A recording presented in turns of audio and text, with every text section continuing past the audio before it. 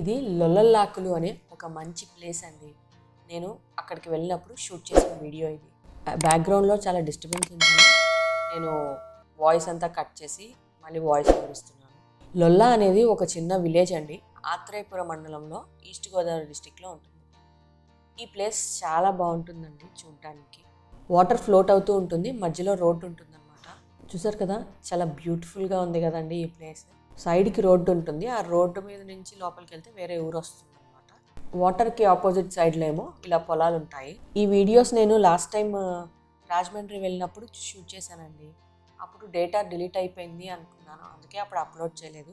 ఇప్పుడు మళ్ళీ కనిపించాయి అనమాట. ఈ బ్యూటిఫుల్ ప్లేస్ని మీకు కూడా చూపిద్దాము, మీతో షేర్ చేసుకుందాము అని ఇప్పుడు ఇలా అప్లోడ్ చేస్తున్నాను. ఇక్కడ చాలా మూవీ షూటింగ్స్ అవన్నీ జరిగాయండి.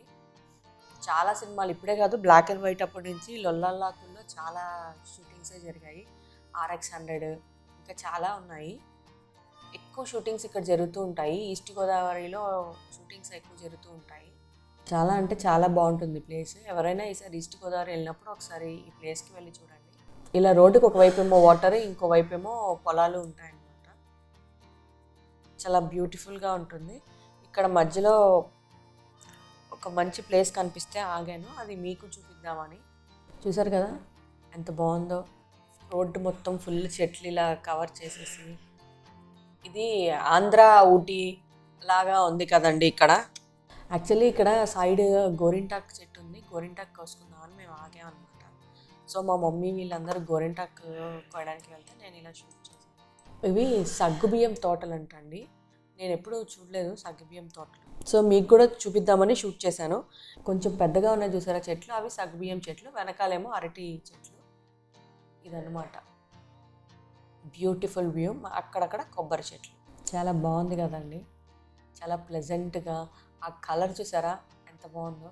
సగ్గుబియ్యం చెట్లు ఒక కలరు, వెనకాల వరి ఒక కలరు, అరటి చెట్లు ఒక కలరు, కొబ్బరి చెట్లు ఒక కలరు. అలా గ్రీన్లో ఎన్ని షేడ్స్ ఉన్నాయో అన్నీ ఇక్కడ మీకు కనిపిస్తాయి. చెప్పాను కదండి, రోడ్డుకి ఇంకొక సైడ్ ఇలా వాటర్ ఉంది. ఇక్కడే గోరింటాక్ చెట్టు ఉందన్నమాట. అక్కడ నుంచి రిటర్న్ అవుతుండగా మళ్ళీ ఇలా ఒక బ్రిడ్జ్ వచ్చిందనమాట.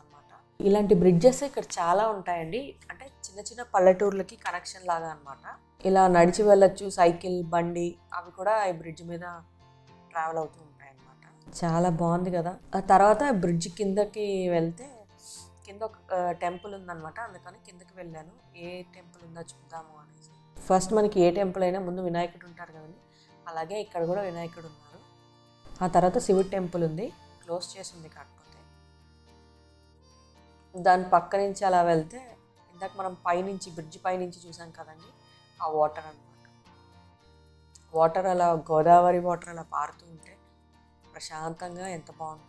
మొత్తానికి ఈ లొల్లల్లాకులు అనే ఊరైతే చాలా బాగుందండి. చాలా ప్లెజెంట్గా, గ్రీనరీగా చాలా బాగుంది. ఎవరైనా గోదావరి డిస్టిక్స్లో ట్రావెల్ చేసే వాళ్ళు ఉంటే ఖచ్చితంగా ఒకసారి లొల్లల్లాకులు చూడండి. సో బ్రిడ్జ్కి ఇటు సైడ్ చూసాం కదా, అటు సైడ్ కూడా వెళ్ళి చూశాను.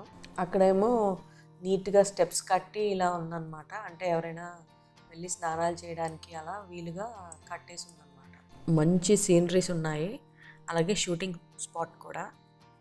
నేను వెళ్ళినప్పుడు ఏ షూటింగ్స్ జరగట్లేదు, కానీ నార్మల్గా అయితే చాలా మూవీస్లో ఇవి ఉంటూ ఉంటాయి అన్నమాట. ఇవి మీ అందరూ కూడా చూసి ఎంజాయ్ చేస్తారని ఈ వీడియో చాలా రోజుల తర్వాత ఇప్పుడు పోస్ట్ చేస్తున్నాను. ఈ వీడియో కనుక మీకు నచ్చినట్లయితే లైక్ చేయండి, షేర్ చేయండి, సబ్స్క్రైబ్ చేసుకోండి. అలాగే పక్కన ఉన్న బెల్ ఐకాన్ని టంగ్ మన కొట్టండి, నా నోటిఫికేషన్స్ అన్ని మీ వరకు వచ్చేస్తాయి.